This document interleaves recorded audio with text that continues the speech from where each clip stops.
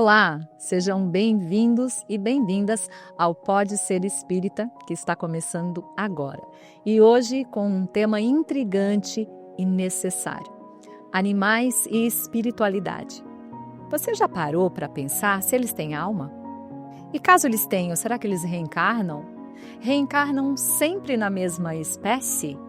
E podem voltar, inclusive, a conviver com seus antigos tutores? Tudo isso e muito mais neste episódio que está imperdível e você vai nos fazer companhia.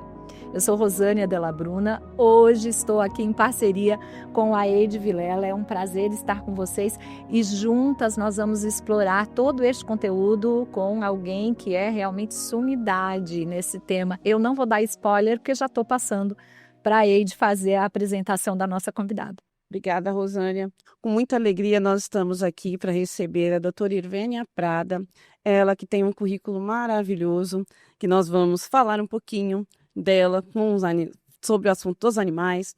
Ela, esta convidada, que é médica veterinária pela Faculdade de Medicina Veterinária da USP, docente e pesquisadora da mesma instituição, também recebeu o título de professor titular e emérita pela carreira acadêmica que desenvolveu, ocupa também a 21ª cadeira como membro da Academia Paulista de Medicina Veterinária e é assessora técnica do Fórum Nacional de Proteção e Defesa Animal. Também apresentadora dos programas Nossos Irmãos Animais na Rádio Boa Nova, também Animais e Espiritualidade na Família Web Rádio e também na AME Animais em TV pela AME São Paulo. Seja muito bem-vinda, doutora Irvênia Prada. Muito prazer e com muita alegria que a gente recebe a senhora aqui Muito conosco. obrigada. Eu é que agradeço a oportunidade de estar hoje aqui com vocês, na Federação Espírita do Estado de São Paulo, que nos acolhe todo ano. Eu sou coordenadora de um grupo chamado Nuvete, que já tem 10 representações em todo o Brasil e uma em Portugal, né? E a Federação Espírita do Estado de São Paulo nos acolhe, nós já fizemos 7 eventos presenciais aqui. Então eu agradeço muito a casa e agradeço muito a todos os trabalhadores, a vocês, a oportunidade de hoje estar sendo recebida aqui nesse programa para falar sobre os animais.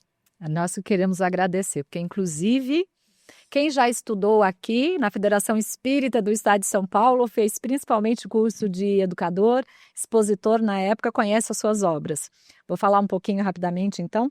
A questão espiritual dos animais, de autoria da Irvênia Prada. Nós temos ainda aqui a alma dos animais. E olha só, tem mais, gente. Esses livros facilmente encontramos aí, né? É só digitar aí na internet que a gente consegue. E aqui na livraria da FESP também. Deixa eu ver, esse aqui é Neuroanatomia Funcional em Medicina Veterinária. Gente, olha o quanto de informação aqui, tá?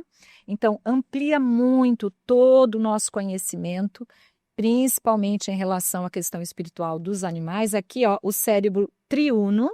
Esse aqui é em parceria, né, Irvênia? Em parceria com o Dr. Décio Iandoli Júnior, Dr. Sérgio Lopes. Esse livro está esgotado. Ele tem uma venda assim muito intensa sempre, mas ele vai ser reeditado agora para o Mednesp, que vai ser em junho, aqui em São Paulo. Agora, então, tá chegando, daqui então. a pouco ele está reeditado outra vez. Está disponível de novo. E aqui, Espiritismo, razão como método, mediunidade como laboratório e moral como objetivo. Só o título já é encantador, Esse livro né? eu escrevi, não para que leiam o livro, mas que leiam o livro como uma chamada para a necessidade de lermos as obras básicas de Kardec. Né? Maravilhoso. Quero começar fazendo uma pergunta, posso, Eide? Por favor, Rosânia. Porque assim, você tem um histórico aí que... não sei se eu posso usar essa palavra invejável, mas invejável não. e nos auxilia. Mas Sim. o seu histórico, a sua dedicação a essa causa dos animais, as pesquisas, os estudos com relação à espiritualidade dos animais nos motiva e nos auxilia muito nessa compreensão. A minha pergunta é: Como que foi? Desde sempre? Desde pequena? Como que chegou no espiritismo e principalmente aí acabou com essa inclinação para fazer veterinária e também o entendimento, além dessa questão física dos animais, a espiritualidade? Olha, eu cheguei ao meio espírita pela reencarnação, porque eu nasci no berço espírita. Eu tenho orgulho de dizer que eu sou a terceira geração de uma família, porque o meu avô paterno é que construiu o centro espírita da minha cidade. Esse centro tem 107 anos, é um dos mais antigos do Brasil. E eu agora voltei para lá, eu faço parte inclusive da diretoria, porque a gente está dando uma força lá para deixar esse centro sempre muito atuante, né? Em Itobi, estado de São Paulo. Entre Campinas e Ribeirão Preto, digamos assim, para o pessoal se localizar, né? Bem, então espírita eu sempre fui, já nasci espírita e me identifiquei muito com a doutrina. Agora, a veterinária, eu só fui descobrir essa minha tarefa um pouco mais tarde, porque eu gostava muito dos animais, eu tinha muita pena de como eles eram tratados e tudo, maltratados, mas eu não tinha, assim, esse despertamento para a tarefa que eu fui realizar depois. E por que eu fui fazer veterinária? Na época de vestibular, eu gostava muito de todas as áreas da biologia, de todas as áreas humanas, da filosofia, mas eu não sabia bem o que eu queria fazer. Como eu tinha um tio que era veterinário, irmão caçula da minha mãe, tio Daniel, ele era uma pessoa assim, sabe que quando chega, preenche o ambiente, uma pessoa muito distinta, muito correta, eu admirava muito o tio Daniel. E um dia, naquela agonia, o que eu vou fazer? Eu falei, sabe uma coisa, o tio Daniel é veterinário, eu vou fazer veterinária. Mal sabia eu do compromisso reencarnatório que eu tinha com essa temática, né? Bom, fui para São Paulo. Fiquei curiosa, depois já vou perguntar desse compromisso aí que você descobriu. Então, fui para São Paulo e eu comecei a ficar surpresa quando eu percebi o nível de intensidade com que os animais sofrem. Porque quando eu frequentava o ambulatório, eu via chegar lá animais com politraumatismo, animais com parto distóxico, animais com infecções, com parasitoses, com epilepsia, né? E eu falava, meu Deus, mas por que os animais sofrem tanto? Quer dizer, eu comecei a ver assim com outros olhos essa questão. E a primeira coisa que me despertou foi o sofrimento dos animais. Então eu comecei a buscar a leitura que eu já tinha feito de várias obras espíritas em busca da resposta a essa pergunta. Por que os animais sofrem assim? Então eu fui estudando, fui olhando, e acabaram surgindo outros assuntos que eu fui catalogando, de repente ficou uma montanha de informações, e então eu recebi uma orientação assim, até dos amigos, falei, Vênia, publica isso aí, né? Eu acabei publicando. O primeiro, Ivênia, foi... aquele azulzinho lá, que foi a primeira edição que eu fiz nós temos aqui, da gente, questão espiritual dos animais, né? E essa edição que você mostrou aqui, Rosênia, é uma edição já... quando esse livro completou 20 anos, a Folha Espírita me chamou e disse, Vênia, você não quer fazer uma edição ampliada, revisada? Eu falei, quero. Aí eu fiz, dobrou o número de páginas e eu coloquei outros capítulos, né? Que é esse agora, né? Que é esse aqui. Esse capítulo tem bastante coisas. E agora eu vou contar uma coisa para vocês, só entre nós, não espalha, viu? Sim, claro, não. Fica entre nós. É só entre nós. Eu já escrevi um outro livro que se chama Animais na Escola Evolutiva, expressão de Emmanuel, segundo obras de André Luiz. O que eu fiz? Eu varri todas as obras de André Luiz daquela coleção A Vida no Mundo Espiritual, coletei tudo que eu achei de animais e fiz 12 capítulos, e depois eu faço comentários, reflexões, cito outros autores, e o livro ficou bem denso. Eu acho que vai ficar bom. Já está na editora. E aí, eu estou aqui pensando, acho que já temos a resposta para a primeira pergunta, que é o que todo mundo quer saber, vamos começar por ela, né? E depois a gente desdobra. Sim, mas a gente quer saber, né, doutora Ivênia? Animal tem alma? Animal tem alma, doutora? Olha, então, depois dessa primeira pergunta que eu comecei a me fazer, né, porque os animais sofrem, e eu fui pesquisando, e eu comecei a entrar nesse assunto assim, E quando eu comecei a entrar no assunto, escrevi o primeiro livro, eu assim me encontrei. Eu falei, era isso que eu tinha que fazer, né? Então é assim, eu tenho recebido várias mensagens, assim, às vezes do plano espiritual, me incentivando para esse tipo de tarefa, né? Porque, por exemplo, lá na faculdade, a veterinária ela um ramo da ciência que cuida de vários aspectos e tem pelo menos um que visa muito a parte econômica, que é a criação e o abate de animais para consumo, e depois também uma outra que é de interesse mais humano, que é da epidemiologia, que é da saúde pública, né? Então, eu tive muita dificuldade de lidar com essas duas vertentes, né? Então, eu introduzi lá na faculdade o que eu chamei de movimento cultural, sem nenhum viés religioso, de ciência e espiritualidade, buscando essa visão assim da natureza como um todo, sabe, de respeito aos animais que também sofrem. Então, eu fiz um trabalho lá até hoje. Depois eu conto em que pé está. Então, quando eu fui estudando e eu fui vendo outros assuntos, uma das primeiras coisas que em seguida me despertou foi essa, né? Essa pergunta. Por isso que eu pus o título A Questão Espiritual dos Animais. E por que eu usei esse termo questão? Porque questão no dicionário quer dizer matéria em discussão. E quando eu comecei a estudar, eu fiquei muito animada porque algumas coisas têm resposta bem convincente, mas a maior parte das perguntas não tem resposta. A gente precisa continuar a estudar. Então, é matéria em discussão. Por exemplo, animais na erraticidade, mediunidade nos animais, não tem resposta pronta. Nós temos que continuar a estudar, né? Então, vamos responder a pergunta se os animais têm alma. E eu tenho o hábito, ou quando eu estou fazendo uma entrevista, ou dando uma aula, ou escrevendo alguma coisa, eu sempre cito a fonte do que eu vou dizer. Então é assim, no Livro dos Espíritos, questão 597, tem essa pergunta que você está me fazendo. Porque Kardec diz assim, olha, os animais tendo uma inteligência que lhes dá uma certa liberdade de ação, há neles um princípio independente na matéria. Eu parei e quando eu falo nisso, eu sublinho duas palavras, inteligência e princípio. Porque eu faço o pessoal perceber que Kardec não está perguntando se os animais têm inteligência. Ele já está afirmando. Ele fala, bom, uma vez que os animais têm inteligência, ela está ligada a um princípio independente da matéria, a própria pergunta está respondendo a questão, porque princípio só tem dois, está no Livro dos Espíritos, questão 27. Ligado ao espírito, princípio inteligente, ligado à matéria, princípio material.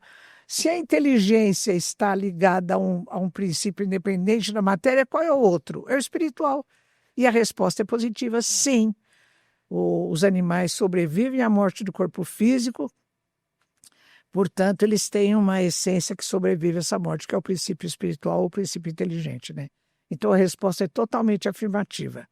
E eu gosto de citar, para exemplificar essa pergunta, um caso de Chico Xavier, que vai confirmar o que está na questão 597. Então, é assim, esse texto está no livro da nossa amiga Sueli Caldas Schubert, Testemunhos de Chico Xavier. Em carta de próprio punho, eu não sei se vocês sabem o que é carta de próprio punho, vocês que são mais moças, né? Porque Sim, agora acho que sabemos, mas vamos lá, vamos considerar que a gente está falando com o pessoal de casa também. Isso, perfeito. Olha, carta de próprio punho é uma expressão que se usava antigamente para você pegar no lápis ou na caneta e você escrever. Então, como o punho mexe com o movimento da mão, era carta de próprio punho. Ou senão você escrevia na máquina de escrever e hoje você digita no computador, né? Ou manda para o fax, uma coisa assim. Bom, em carta de próprio punho, que Chico Xavier escreveu a Vantuil de Freitas, então presidente da Federação Espírita Brasileira, e essa carta é datada de janeiro de 1950 e alguma coisa. Então ele conta que o Lorde, o seu cão, foi ficando idoso, foi ficando adoentado e morreu. E no momento da morte ele vê José o espírito do seu irmão já desencarnado, vir acolher nos braços a figura espiritual do Lorde. E ele continua a carta dizendo assim: nos meses que se seguiram, quando José vinha a ter a minha presença em espírito, vinha sempre acompanhado da figura espiritual do Lorde. Então, esse caso confirma a resposta da questão 597 do Livro dos Espíritos. Sim, os animais têm um princípio espiritual que sobrevive à morte do corpo físico. Olha que coisa linda, né? Lindo, Maravilhoso. maravilhoso. E eu acho que desdobra daí, Eide, vê se a gente está junto, que eu acho que desdobra daí uma outra pergunta que se faz necessária, que é: se tem alma, ok, sim. É igual a alma Humana, né? É a alma humana? Nossa. Olha, toda vez que a gente faz uma pergunta, é igual ou é diferente, a gente tem que ter um critério, né? Então, vamos fazer uma metáfora. Se eu pegar uma semente de laranja, uma fruta laranja e uma laranjeira, e o critério for a forma, e eu perguntar, são coisas iguais quanto à forma? Vocês vão dizer não, né? Agora eu mudo o critério. E quanto à essência? São a mesma coisa. Porque a essência da laranja, da semente da laranja, do pé de laranja, é diferente da essência da melancia, do melão, do abacate, assim por diante. Então, como só tem dois princípios, o espiritual e o material, o chamado princípio inteligente dos animais e o espírito humano são a mesma essência. Agora, qual é a diferença? Os níveis, os estágios evolutivos. Só essa, porque a essência é exatamente a mesma. Aliás, na questão 23 do Livro dos Espíritos, quando Kardec pergunta o que é o espírito, os espíritos respondem o princípio inteligente do universo. Princípio enquanto essência, né? Não como começo. E eu acho que vale a gente comentar aqui, porque o nosso público, ele não é só um público espírita, mas também de simpatizantes. Sim, mas de gostam dos animais. Exatamente. E essa questão dos dois princípios, para a gente reforçar, é que no entendimento espírita, né, nós temos esses dois princípios. Então, princípio espiritual e princípio material. Tá? Ou seja, a partir do momento que nós lemos no Livro dos Espíritos Questão 27. sobre este princípio, e aí cai muito bem na explicação inteligível, compreensível, de que são estágios. É verdade. Então São níveis evolutivos diferentes, né? Da trajetória do princípio inteligente, a gente sim, poderia dizer, sim. dos animais. Como que é para eles essa trajetória? A senhora conseguiria diferenciar para a gente?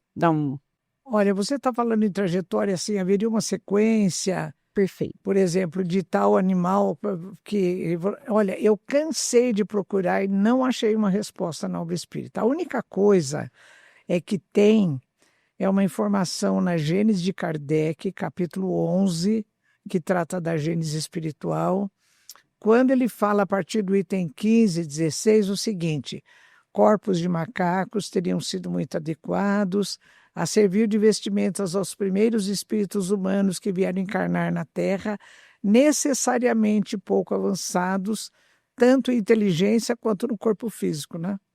Então é assim, aqueles espíritos que estavam saindo da animalidade anterior, como refere André Luiz, e tinham a pretensão, já tinham mérito para atender à fase humana, eles começaram a encarnar em macacos aqui, né? Isso a antropologia hoje confirma, há 3,2 milhões de anos atrás. Mas está na Gênese de Kardec. O que a antropologia fala hoje, confirma o que está na Gênese de Kardec no capítulo 11. Perfeito. Que a senhora aborda, inclusive, no seu livro também, né? A alma dos animais, a senhora fecha bem essa questão, né? É bacana para esclarecer, né, Rô? Sim, é perfeito. E muitas dessas perguntas são as perguntas que a gente se fez há anos atrás, né, quando começamos os estudos também. E por conta disso aqui, acreditamos que muitas vezes as pessoas que não têm acesso a essas informações e estão nos assistindo agora, estão aí se perguntando, então. Eu acho que a próxima pergunta que desencadeia a partir desses esclarecimentos aí então quer dizer que eu já fui um animal? Eu encarnei? Essa eu acho que é a grande questão de um público não espírita, né? É assim, olha, é a minha leitura que eu faço, disse assim. O princípio espiritual, o espírito, a gente não sabe nem que forma tem, nem o que é. Quando Kardec pergunta, o espírito tem uma forma, tem alguma coisa? E os espíritos respondem, olha, aos vossos olhos não. Para nós podemos dizer uma flama, uma chama, um clarão. Então é assim, nem o espírito humano, na realidade espírito, ele não tem a forma humana, quer dizer, eu não sei que forma tem.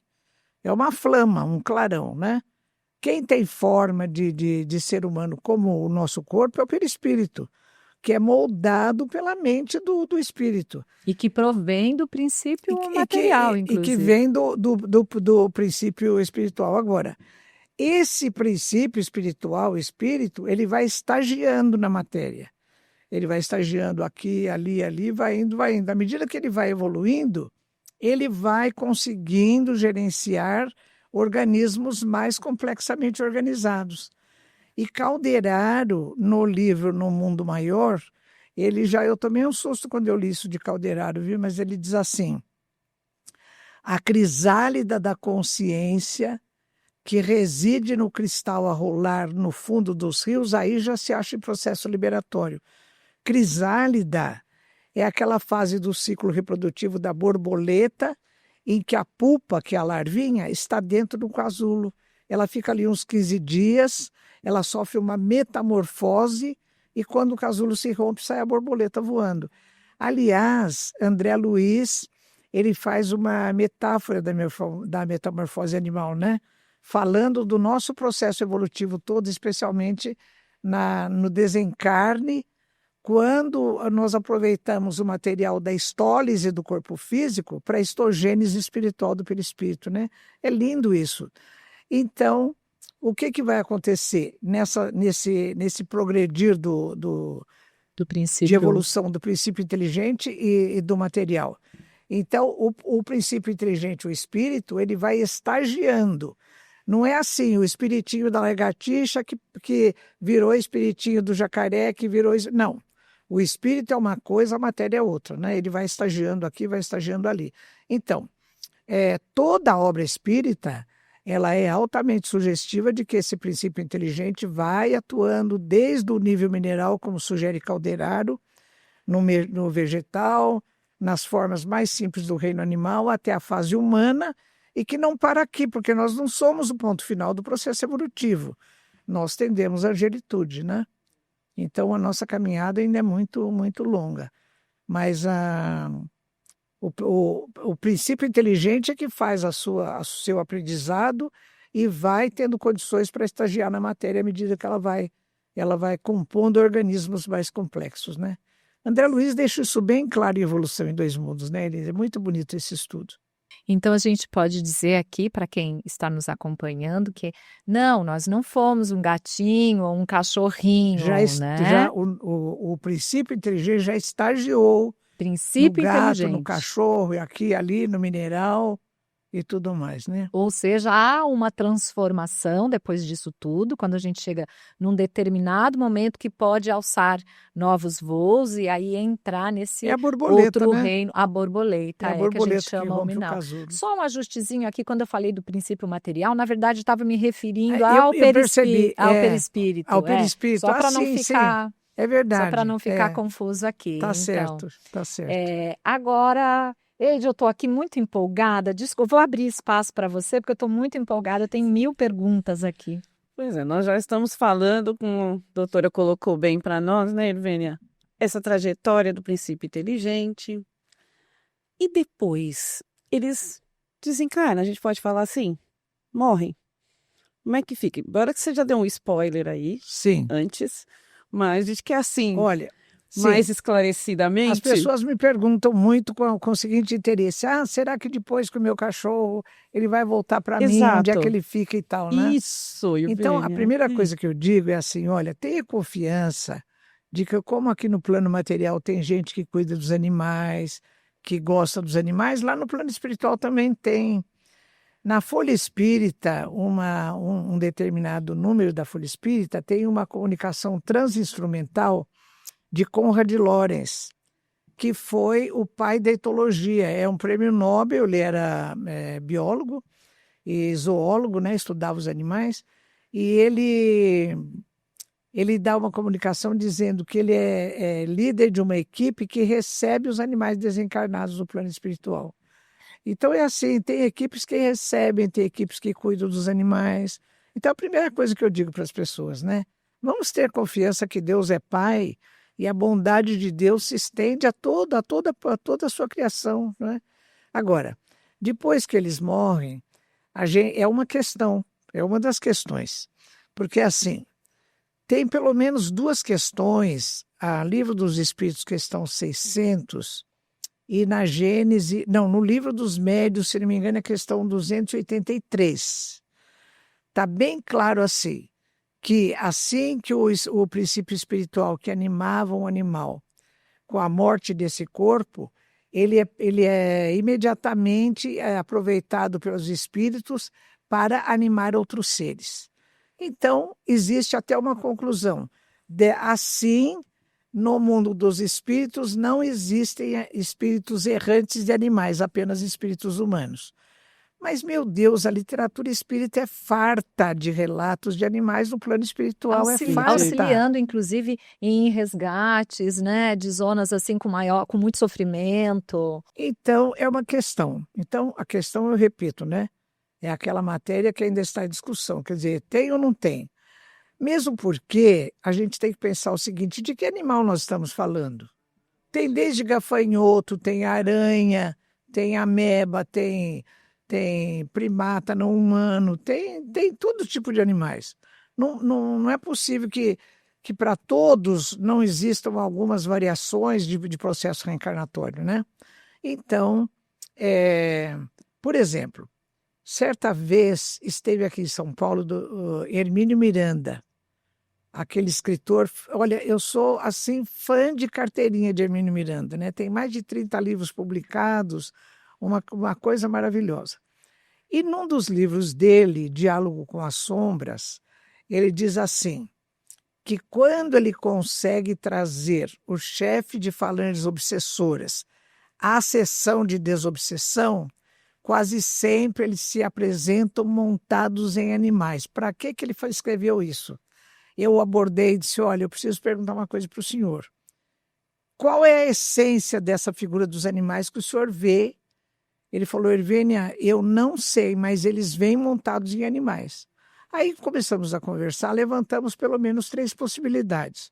Uma é de que sejam perispíritos de animais mesmo, subjugados por espíritos humanos, que são os obsessores. Segundo lugar, pode ser forma-pensamento, porque no laboratório invisível está escrito que o avaro plasmará suas moedas, o artesão o seu tear, e o homem do campo plasmará o seu arado e os seus bois.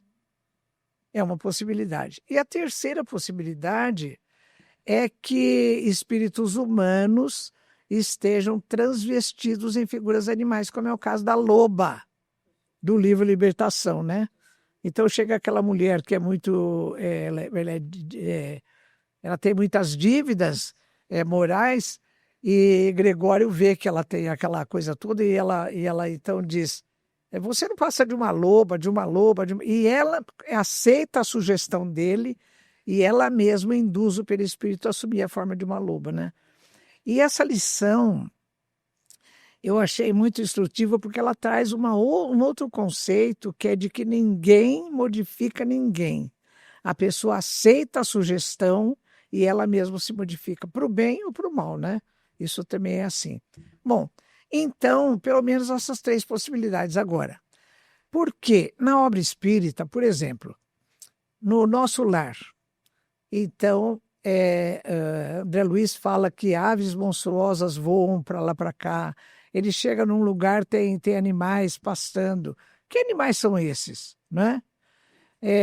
Por exemplo, em Libertação, o próprio Gúbio desce ao plano umbralino para entrar lá no terreno do Gregório, acompanhado de André Luiz, acompanhado de cães. E ele diz, não são cães para atacar ninguém, mas é para sugerir que nós estamos defensivos, né? E toda a obra espírita está cheia de relatos. Quer dizer, que animais são esses, né? tem uma parte aqui que é importante a gente fazer, essa questão dessa mudança ou dessa transmutação do perispírito, né? Que é uma matéria assim muito moldável, flexível, e por conta desses estados mentais, então, que de repente quem não é espírita, poxa, como assim, né? Transformou num animal. Não é que transformou. Os estados mentais, né, promovem com que o perispírito, que é matéria extremamente moldável, né, assumam essas formas, tá? Às vezes Que são é até formas de reversível. pensamento que se Sim, agregam ao perispírito, né? Então, dentro dessas 3 opções, e aí que a Ivênia nos Isso. passou, e aí, é claro, essa forma, no caso de ser um perispírito, tem sim um retorno a uma forma normal, à medida que todo o processo, né, de autoconsciência e de reformulação interior também esse Já processo. dando Tá? perfeito, né, Rô? Mas Gente, passo para coisa você boa. agora, querida. E tô aqui Porque também tem mais uma já pergunta, com algo. né? Eu também quero. Tem mais Vamos uma lá. pergunta imperdível, né, Duro? Porque do jeito que a Claro, senhora por favor. colocou, que então os animais na espiritualidade sobrevivem, sua alma, seu princípio. Eu tenho um cachorrinho chamado Liro, morreu um tempinho. Eu vou reencontrar o Liro? O Liro como individualidade? Será? Olha, tem uma questão no Livro dos Espíritos em que Kardec pergunta se os animais, uma vez livres do corpo físico, se eles conservam a sua consciência e a sua individualidade. Então a resposta é: a consciência de si mesmos, não, eles ficam no estado meio obnubulado, mas a individualidade, sim, eles conservam a individualidade, conservam. Então faz sentido, ainda bem, né? Então tenho Agora chance. você quer um saber se ele consolo, volta né? para Se ele- você, se vai estar por perto. Se já a senhora já puder dizer, seria uma boa, né? Olha, Quem é de uma nós não quer? possibilidade, né? Tudo que é de reencarnação, a gente fala que tal fato ou tal informação é sugestiva de. Até eu aprendi isso com o primeiro cientista que estudou esse fenômeno, que foi Raymond Moody, né? Naquele livro Life After Life, A Vida Depois da Vida. E ele relata 100 casos de processos reencarnatórios. Aliás, ele tem um livro que se chama 20 casos sugestivos de reencarnação. Quem estudou isso foi ele e outro autor canadense gosto muito desse autor. Nossa, daqui a pouco eu já cito o nome dele. Ele estudou mais de 2.600 casos de crianças com memória de encarnações anteriores, né?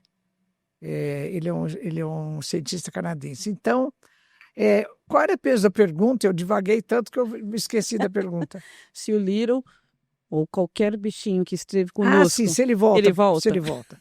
Olha, é uma possibilidade. Existem casos sugestivos. Por exemplo, eu conto nesse livro A Questão Espiritual dos Animais uma coisa que o Divaldo me contou, porque assim, cada vez que eu encontro o Divaldo, às vezes ele tem um caso novo, aí quando tem nova edição do livro eu conto o caso, né? Então o Divaldo me contou, ele tem um outro caso do Chico. Então diz que Chico tinha um cachorrinho que chamava-se Dom Pedrito. E esse cachorrinho morreu atropelado. E o Chico ficou muito, muito triste, porque o Chico sempre foi muito apegado aos animais, né? Bom, passou um tempo, o Chico ia andando por uma calçada, e Emmanuel falou: Chico, pare e olha para esse cachorrinho. Ele falou: que cachorrinho? Olhou para trás, tinha um filhotinho andando atrás dele. Ele falou: mas por quê? Ele falou: é o Dom Pedrito que está voltando para você. Aí ele agachou, pegou o cachorrinho, levou para casa e pôs o nome de Brinquinho.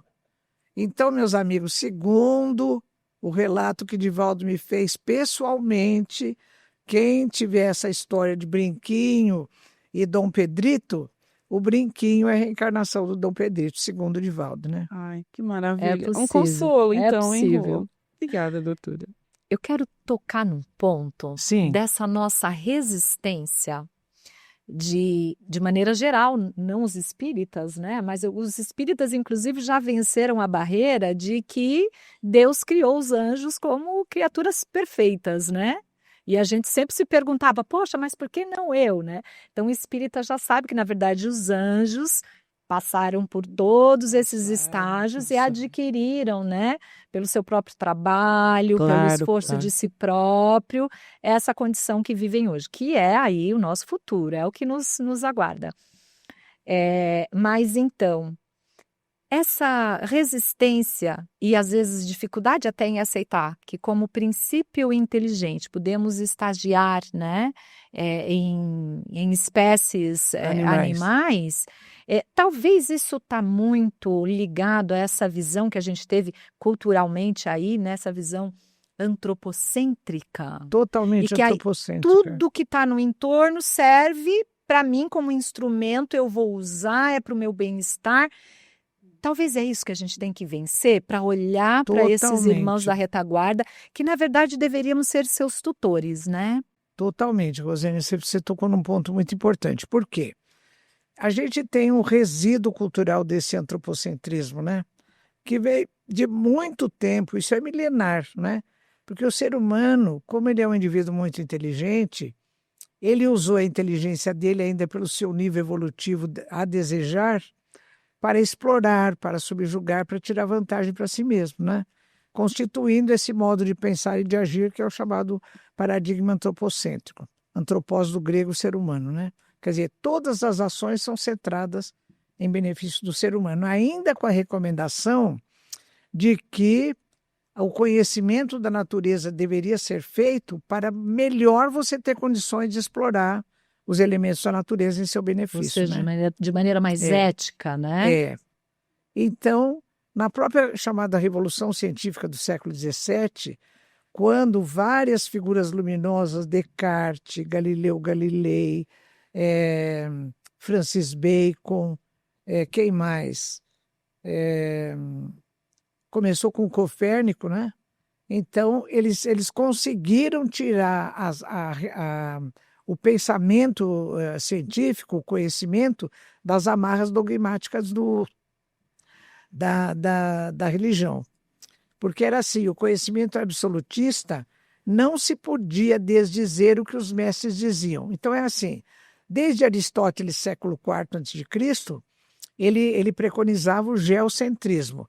A Terra era o centro do universo e tem uma representação da chamada pirâmide aristotélica. Então é uma pirâmide, ele põe os seres mais simples na base, depois vai indo os mais complexos, e lá no alto da pirâmide quem é que está? O ser humano. Todo ser humano, não, o ser humano masculino. E depois eu fiquei lendo algumas coisas e eu também, não é todo ser humano nem o masculino. É aquele que no momento tem o exercício do poder. Porque o exercício do poder faz com que ele subjugue os outros que estão abaixo, segundo a interpretação dele, explore em seu benefício, né? Então esse é o paradigma antropocêntrico. Então, até hoje nós temos resíduos disso.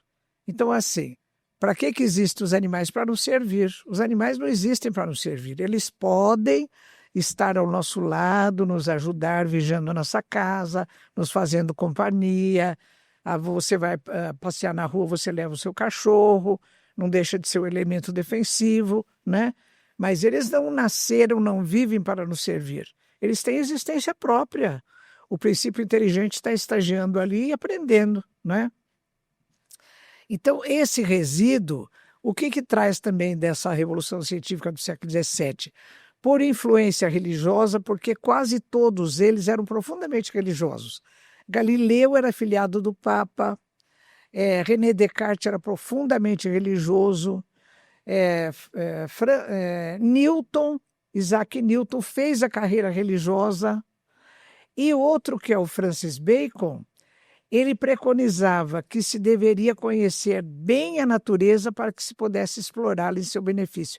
E ele tem um texto dele que diz assim: se necessário, devemos subjugá-la e torturá-la como faríamos a uma mulher para extrair os segredos.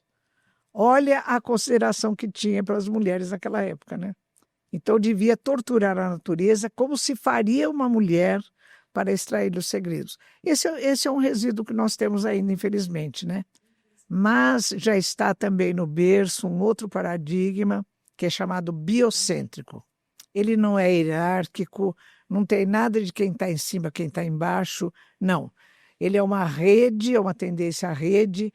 Cada criação de Deus está no seu lugar, tem o seu papel, e nós temos que conviver com todos. Por quê? A harmonia de cada um, a felicidade de cada um vai depender da harmonia do todo. E a harmonia do todo vai depender da harmonia de cada um. E nós que nos julgamos mais inteligentes e que agora tivemos todo esse poder sobre os outros, a nossa responsabilidade é maior, né? A doutrina espírita deixa isso para a gente assim, como um punhal, né? Quer dizer, uma coisa que penetra e a gente não tem mais como voltar atrás, né? Eu tenho que. Fantástico, sensacional, muito bom. Eu tenho que fazer uma pergunta, porque o nosso tempo está esgotando, mas com certeza as pessoas estão se perguntando, e agora? Porque nós sabemos que nós temos aí uma indústria alimentícia, a gente sabe, né? São questões aí, pena que nós temos pouco tempo para entrar nisso tudo, mas como que fica a alimentação à base de carne a partir de agora, Ivênia? Como que a gente pode olhar para isso? Sim, a alimentação à base de carne, ela é um resíduo, né? O próprio Emmanuel fala assim, que as mudanças propostas enquanto humanidade, elas são morosas, demoradas e difíceis. Que esse tipo de mudança ela deve ser incentivada individualmente. A quem se achar preparado e a quem quiser, porque o ser humano tem o livre-arbítrio, que é um direito dele. Então, eu tenho um amigo que diz assim, Ivênia, eu estou convencido de tudo que você fala, mas eu não consigo parar de comer carne. Eu falei, então coma, não é o seu momento, não é? Então, é bem por aí, a gente respeita. Quando eu falo disso, eu não estou julgando ninguém, eu não estou fazendo campanha de conversão, mas eu estou dizendo o que existe na obra espírita, né? Então, tem várias coisas. Olha, primeiro, quando eu abordo isso no livro, eu coloco 4 aspectos. Primeiro é o aspecto ético. Sabendo que os animais são seres espirituais em evolução, que reencarnam, que estão evoluindo, pela ciência que eles são seres sencientes, eles têm memória, eles têm inteligência, eles têm, né? Eles têm todos os atributos inerentes à inteligência. Será que é lícito? Será que é ético nós nos valermos desse procedimento de criar animais para abate, para consumo? Isso é uma coisa terrível, né? Então, é uma pergunta que a gente deixa. Outro aspecto é o nutricional. Então, é assim, a pergunta que se faz, que você me fez. O ser humano precisa se alimentar da carne dos animais? Não, isso é um mito, né? Porque também eu cito, quando falo disso, da questão 723 do Livro dos Espíritos. Vamos voltar a meados do século XIX, época de Kardec, e eu quero já estabelecer uma premissa. Não se conheciam os ingredientes dos alimentos. Ninguém sabia o que era proteína, o que era vitamina, o que era aminoácido, nada. Sabia-se que era carne, que era verdura e pronto. Não se conheciam os ingredientes que hoje se conhece. Bem, então nessa questão, Kardec pergunta se é lícito ao ser humano esse alimentar da carne dos animais. E a resposta diz, a carne nutre a carne. O homem precisa manter a sua saúde e as suas energias para cumprir a lei do trabalho. Então fica claro, né? Fica bem sugestivo que a única opção que você tem é comer carne. A carne nutre a carne. Aliás, eu já vi vários espíritas, infelizmente, dizerem isso para justificarem a sua alimentação carnívora, né? Eu acho que come carne porque quer comer, é seu livre-arbítrio, né? Não precisa justificar por nada. Por quê? Só no início do século XX, em 1905, é que aconteceu a primeira pesquisa que identificou as proteínas. Depois foi identificando as vitaminas, que são dezenas. A vitamina B12 tem uma ação, a B1 tem outra, a B5 tem outra, a vitamina A tem. Então, hoje em dia, existem profissionais altamente selecionados, nutrólogos, médicos nutrólogos, nutricionistas, que conhecendo os ingredientes, eles podem formular dietas compatíveis com a necessidade evolutiva de cada um. Por exemplo, eu sou idosa, eu tive 3 pancreatites agudas, eu faço mal digestão, tenho uma porção de coisas, então eu tenho uma nutricionista que me ajuda, ela montou uma dieta para mim, eu sigo aquela dieta, não é? É diferente da dieta de uma criancinha ou de um adolescente, ou de um doente crônico, de um renal crônico, de um diabético. Então, hoje isso é possível. Então, nós temos que, ao ter uma informação, contextualizá-la. Por exemplo, naquela época de Kardec, não se conheciam os ingredientes. Então, o que você tem que comer para ficar forte? Carne. Agora, hoje você tem onde buscar os aminoácidos essenciais em outra fonte de tem, porque hoje são conhecidos, aminoácido, para quem não é da área, é a molécula formadora de proteína. São os aminoácidos. São conhecidos 20 aminoácidos e o ser humano precisa de 9. E esses 9 têm muitas outras coisas que além da carne dos animais. Então, dá para você se alimentar bem sem comer a carne dos animais, né?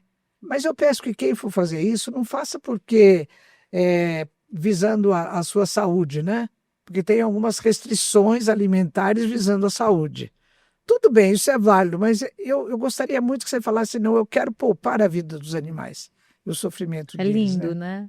Eu estou em processo, viu? Eu tenho que confessar que eu também tenho essa dificuldade. Rosânia, cada um tem o seu momento. Mas me toca, o tema me toca muito. Cada um tem o seu momento, tem a sua fase. Bom, outra coisa que eu cito é a questão ecológica. O planeta não aguenta mais criar boi, não aguenta. Porque todos os pastos são formados após a derrubada de matas, de pedaço de floresta, de cerrado. Olha, final de 2019, eu tive na região de Campo Grande, Dourados, eu fiz a região ali, varri várias cidades, e de 100, 80, 120 quilômetros cada uma. Era aquela plantação de milho, uma beleza, ou então soja. Aí quem estava dirigindo, eu falei, escuta, com licença, aqui na região de Cerrado, eu falei, faz 5 dias que eu estou andando aqui, não vi 1 metro de cerrado. Ele falou, não tem mais, professora. Não tem mais, é só milho e soja. Então é assim, a plantação dessas monoculturas para alimentar os animais, para depois a gente comer os animais, ela é devastadora, né? Outra coisa, outro aspecto, é o aspecto doutrinário, né? Então, se a gente for em Missionários da Luz, capítulo 11, capítulo 4 e capítulo 11. No capítulo 4, o mentor Alexandre fala que nós já teríamos condições de recorrer a outras fontes de proteína que não nas indústrias da morte. Ele pega bem pesado, né, Rosane? Bem pesado. Mas no capítulo 11 a coisa piora, porque André Luiz conta que ele e Alexandre estão entrando num ambiente onde estão sendo abatidos bovinos. Então ele fala que o clima já é muito pesado.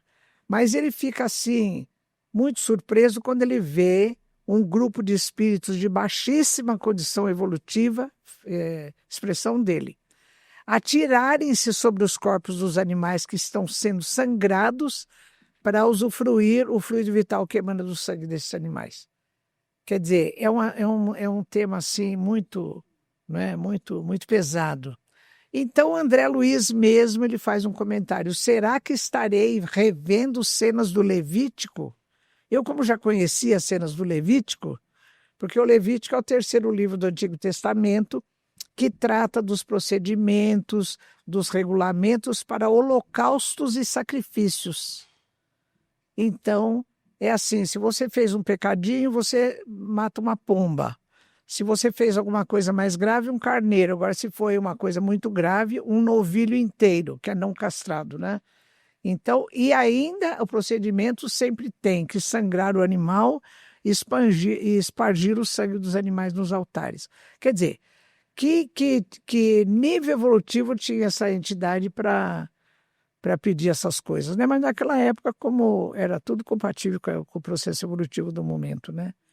Então, a gente tem que repensar, mas cada um espera o seu momento, sabe do seu momento, né? Isso fica a critério de cada um, viu, gente? Bem, muito bem. Que bom, né? Mas trabalhar a nossa consciência, né? Não dá para a gente ficar só esperando. O interessante muito da doutrina espírita são todas essas informações. E aí cabe a cada um recolhê-las, processá-las, refletir sobre E a partir daí, através das suas próprias reflexões, né? Verificar também, porque a mudança não acontece se a gente quiser ficar só no conforto, É né? Se a verdade, gente quiser nossa. ficar só ali onde está gostoso, está quentinho, a gente não muda. E isso diz respeito a tudo, os nossos hábitos, as inclinações que não são tão positivas para É nós, verdade, né? é verdade. Enfim, mais um tema importantíssimo para a gente refletir. Mas, Rosânia, desculpa, do que você está falando, eu sempre lembro daquele comentário de Chico Xavier, né? Ele fala que a semeadura é livre, mas a colheita é obrigatória. Nós somos livres para escolher as nossas ações, mas nós somos escravos de suas consequências, né? Não por outra razão, Raul Teixeira, numa das palestras, ele fala, olha, ser espírita é para quem aguenta, né? Aguenta a responsabilidade da escolha e aguenta assumir as consequências dos seus atos, né? Então, o Décio, meu amigo que escreveu comigo o livro Cérebro Triuno, ele escreveu um livro agora e me convidou para fazer o prefácio, eu fiz. E numa dos capítulos ele fala assim, que quando ele começou a conhecer o Espiritismo, a notícia que foi a pior e a melhor foi essa. Ah, você é livre para escolher os seus atos, mas você é responsável por suas consequências. Ele falou, poxa, amarrou, né? Então era sério, uma notícia tão boa, nossa, sou livre para escolher os nossos. Ah, mas você fica responsável pelas Com consequências. alegria. Ele falou que é a melhor e a pior notícia que a doutrina espírita lhe trouxe, né? Porque Por isso a tudo necessidade de isso escolhermos bem. é a responsabilidade, mas vale a pena, né? Vale a pena. Aproveitando que a senhora falou toda essa consciência para nós, Sim. essa jornada evolutiva. E falou, então, que os animais, essa jornada deles conosco tem uma função. A senhora poderia dizer para nós? Tem um plano para eles? Olha, Por que eles sofrem, por exemplo, essas dores, né? Por que tanto sofrimento nos animais? sim, o sofrimento foi, como eu disse no início, foi a primeira coisa que eu corri atrás para ter alguma resposta, né? Então, logo no livro dos Espíritos, tem uma questão que diz que para os animais não há expiação, porque eles não têm essa responsabilidade moral dos seus atos, né? Bom, então a gente tem no meio espírita essa mania de achar que tudo que a gente passa, né, de doença, de acidente, de dificuldade financeira, o que será que eu fiz no passado, né? E não é bem assim. Porque André Luiz, no livro Libertação, logo no primeiro capítulo, ele traz um ensino que eu achei maravilhoso. Ele diz assim, o sofrimento ou é expiação ou é ensino renovador. Eu falei, nossa, né? Cada coisa que a gente vê que é muito bonita. Então, é assim, Herculano Pires mesmo diz que não é toda vez que a gente vê alguma pessoa com a perna quebrada ou com um aleijão, a gente fala, esse cara deve ter aprontado no passado, né? Porque a matéria do nosso corpo físico, ela é grosseira. É passível de você escorregar e ter uma fratura. Não necessariamente está ligado a alguma coisa do passado, né? Então, aquilo serve de ensino renovador. É um ensino renovador. Então, com isso tudo, eu aprendi. Toda vez que me acontece alguma coisa, eu falo, o que a vida está me trazendo que eu preciso aprender, né? E eu presto atenção, então, para aprender alguma coisa com aquilo, né? Então, os animais sofrem porque eles estão encarnados aqui nesse estágio e o próprio fato de estarem encarnados na matéria fazem com que todos os seres, desde os mais simples até os mamíferos, o ser humano, fiquem sujeitos a algumas coisas. Então, para o ser humano, sim, existe uma parcela do seu sofrimento que é por expiação, por reparação. Mas, diz o próprio André Luiz, a maior parte do sofrimento humano também é oportunidade de aprendizado, é ensino renovador, né? Ele fala em dor-evolução, né, Irvênia? Dor-evolução. Porque, inclusive, a gente tem alguns exemplos da nossa própria existência, né? Exato. Bebê, quando vai nascer dentinho, também tem um desconforto, Nossa, nem enfim. diga. Mas isso que você falou, eu acho que é sensacional, porque normalmente quem não é do meio espírita tem uma certa questão com a doutrina espírita por conta disso, e diz que tudo é culpa do que eu fiz no passado, tudo e se sente também assim muito apontado. E não é, viver é isso, viver é lidar com esses altos e baixos, tem né? tantas coisas, Exatamente. Né? A gente tem. E ainda tem um terceiro tipo de sofrimento que é missionário, não é? Por Exatamente, muito bem exemplo, ainda no lembrado. livro Libertação, quando a Matilde, que já é um espírito luminoso, que tinha sido mãe de Gregório lá para trás, ela se assume por conta própria a tarefa de ajudar o Gregório, ela se oferece para vir encarnar aqui e receber como mãe o Gregório e a Margarida, né? A mãe de André Luiz também fez isso, né? Ela se dispôs a reencarnar para receber o ex-marido e a figura das duas jovens que ele havia desencaminhado, né? Meu Deus, fala a verdade, né? Que espírito missionário, né? Mas vai passar por vicissitudes, claro Sim, que vai, sim. né? Eu quero fazer um gancho aqui antes da gente encerrar, que eu acho que é importante quando a gente fala em dor e evolução, mas é que é para ficar claro que sim, a gente sofre quando está na nossa existência física, os animais também. Mas isso não implica nesse sofrimento que nós impomos, que é um sofrimento Ah, extra, sim. que nós impomos, porque muitas vezes a gente fala em dor e evolução, mas é assim, faz parte da existência do animal, vai ter que sofrer. Não, tem toda um tipo de sofrimento que nós impomos por conta dessa cultura Antropocêntrica. antropocêntrica que a gente comentou aqui, tá? Então, esse é o cuidado, a gente tem que saber discernir bem Olha, essas você tocou coisas. num ponto muito importante, Rosélia, porque isso está fora dos planos divinos, né? Falar, não, esse cachorro vai ficar com esse cara que é malvado para judiar dele para ele evoluir. Não é assim, não é? Não é assim. Nós temos que assumir responsabilidade dos nossos atos. Nossa, e tem de tudo, né? Até atos de crueldade disfarçados de amor, né? Que é o caso da chamada humanização dos pets. Porque é assim, de repente tem uma festa de casamento num buffet carésimo, então veste a cachorrinha de noivinha, veste o coitadinho do macho de noivinho, faz aquela festa extraordinária, né? Então eu peguei uma entrevista de uma festa assim, e quando o repórter perguntou para uma das proprietárias do tutora, mas você acha coisa? Ela falou assim, eles merecem. Eles merecem. Não é que eles merecem, porque eles estão muito desconfortáveis ali. Que cadelinha quer ficar vestidinha de noiva e ficar lá comendo E o bolo, barulho, quem né? sabe, Aquela Irvênia? zoeira. Exato. Então, é uma coisa que a pessoa ela não tem consciência ainda da liberdade que os animais devem ter para exercer o seu comportamento da espécie, né? Há muito tempo, na década de 1960, uma história comprida, eu vou resumir. Vários estudos foram feitos, inclusive pelo governo britânico, que nomeou um comitê para percorrer as fazendas e verificar o nível de crueldade que existia ou não, denunciado por uma outra ativista. Bem, aí ele confirmou e ele fez uma carta de princípio sugerindo os 5 níveis de liberdade dos animais. Ficou conhecido como o princípio das 5 liberdades de Bramble, Roger Bramble, que era o líder dessa equipe. Então, os animais devem estar livres de fome, de sede, de doenças, de maus tratos, tal. E o último livres para exercer o comportamento normal da espécie. Isso é da década de 1960. E quando você sujeita o animal ao comportamento humano, fazendo que ele é um bebezinho, um brinquedinho, um simulacro de bebê humano, você tá passando por cima, pelo menos, dessa liberdade que ele tem de exercer o Tolhendo uma das comportamento normal da espécie. liberdades. Vai passear no parque o cachorro com tênis nas patinhas, com boneco, mochilinha nas costas. Isso não é.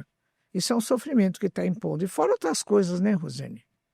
Então, você tocou num ponto que é muito importante mesmo. Temos que ver o bem-estar dos animais na visão dos animais, né? E não naquilo que a gente acha que é bom para eles. Uau, eu acho que a gente tem uma frase perfeita para o nosso encerramento, que é de ver, né, o bem-estar dos animais na visão dos animais. É, isso mesmo. Passo para você, querida. Maravilha. Doutora, obrigada mais uma vez pela presença, por todo esse esclarecimento, esse incentivo à nossa consciência também, né? Esses esclarecimentos que nos auxilia tanto e que com certeza vai auxiliar a muitos neste Muito assunto, obrigada. não é? E o consolo também. Não é? Muito obrigado. Eu agradeço muito a oportunidade. Eu gostaria de deixar um recadinho final para o pessoal. Então, eu vou olhar lá para a minha câmera e dizer assim, olha, Esse recado está no livro Os Mensageiros, de André Luiz, capítulo 42. Então, o mentor Aniceto, ele diz assim, olha, ajudemo-lo, o nosso companheiro ainda não despertado, a compreender, para que se organize uma nova era para a humanidade. Auxiliemo-lo a amar a terra antes de explorá-la no sentido inferior, a valer-se da cooperação dos animais, mas sem os recursos do extermínio. Nessa época, então, que virá, o matadouro será convertido em local de cooperação. Teremos respeito para com as aves que nos serão úteis, bem como respeito aos animais. Devemos ensinar ainda que a vida não é roubo incessante, em que a planta lesa o solo, o animal extingue a planta e o homem assassina o animal, mas sim um contínuo movimento de permutação divina. Que coisa linda, né? Que lindo, muito O obrigada. futuro virá. Fechou com chave de ouro. Muito obrigada, Irvênia, obrigada. E eu Que que prazer, que agradeço. honra recebê-la. Obrigada a você também que esteve aí conosco. Se você gostou desse conteúdo, compartilhe, mande para a família, mande para os amigos. E é claro que nós esperamos que as reflexões aí tenham aflorado em você. Nós estamos a caminho, como diz a nossa querida Irvênia. Então vamos cuidar também das nossas ações, vamos avaliar as nossas atitudes em relação aos nossos queridos companheiros de retaguarda, que são os animais. Curta os nossos episódios, faça seu comentário, diga o que você gostaria de ver retratado aqui no Pode Ser Espírita, o podcast da Federação Espírita do Estado de São Paulo. Até uma próxima. Obrigada.